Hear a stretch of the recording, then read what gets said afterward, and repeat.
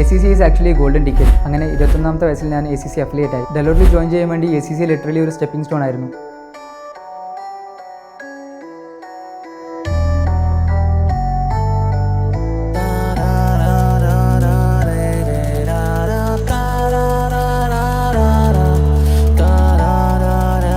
Hi, എൻ്റെ പേര് മുഹമ്മദ് ഷിബ്ലി. ഞാൻ ലക്ഷ്യയിൽ ACCA സ്റ്റുഡൻ്റ് ആയിരുന്നു. ഇപ്പോൾ കറൻ്റ്ലി ഡെലോട്ട് മുംബൈയിൽ സീനിയർ അനലിസ്റ്റ് ആയിട്ട് വർക്ക് ചെയ്യുന്നു.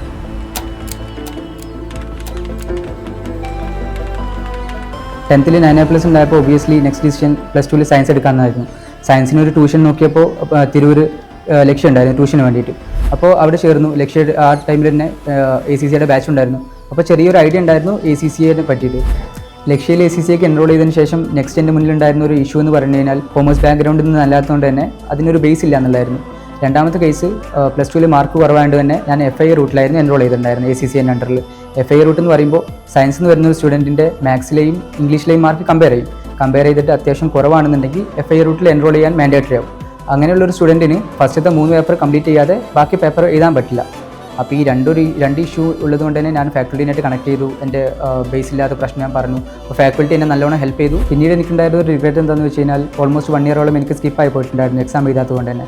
അപ്പോൾ ഞാൻ എൻ്റെ സീനിയേഴ്സിൻ്റെ കേസ് നോക്കുകയാണെങ്കിൽ അവർ P-level പേപ്പറിൽ അറ്റ് എ ടൈം 2 പേപ്പർ എഴുതിയിട്ട് റാങ്ക് വരെ സെക്യൂർ ചെയ്തവരുണ്ടായിരുന്നു.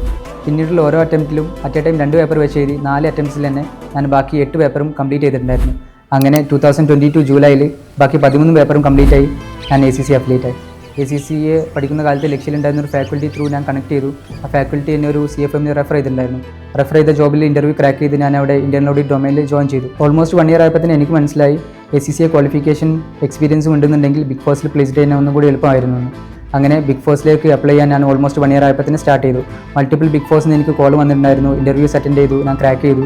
അങ്ങനെ ബിഗ് ഫോഴ്സിലേക്ക് ഞാൻ കിട്ടിയ ബെറ്റർ ഓപ്പർച്യൂണിറ്റി ചൂസ് ചെയ്തിട്ട് പിന്നെ ഡെലോട്ട് മുംബൈയിൽ ഞാൻ ജോയിൻ ചെയ്തു. ഡെലോട്ടിൽ ജോയിൻ ചെയ്യാൻ വേണ്ടി ACC ലിറ്ററലി ഒരു സ്റ്റെപ്പിംഗ് സ്റ്റോൺ ആയിരുന്നു. ഡെലോട്ടിൽ ജോയിൻ ചെയ്ത് ഓൾമോസ്റ്റ് ഒരു 6 months ആയപ്പോൾ തന്നെ എനിക്ക് മൾട്ടിപ്പിൾ ബിഗ് ഫോഴ്സിനും MNCസിനൊക്കെ കോൾ വരാൻ സ്റ്റാർട്ട് ചെയ്തിട്ടുണ്ടായിരുന്നു.